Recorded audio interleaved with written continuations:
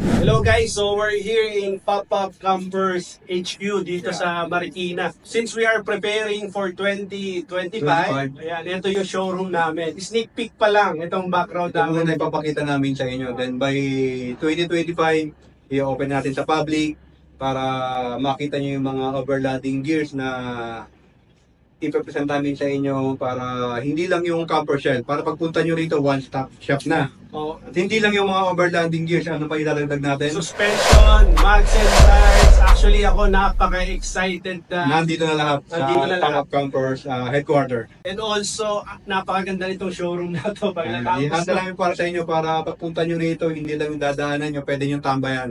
baka habang nagpapagawa kayo, parang ang feeling nyo nasa camping. Nasa camping na kayo. Pero andun pa rin yung luxury, comfort. Ito yung ating HQ, then sa baba, kasi second floor to eh. Sa baba, meron pa tayong showroom doon na nandun yung camper natin. Ang setup yung sabi ni partner Neo, na para kayo nasa camping. Ililibot namin kayo dito. May tour tayo sa showroom natin. Pero January na yon. Sa January na, para may aabangan naman kayo. So again, this is Neo. And Jen, And we are the Pop-Up Campers PH.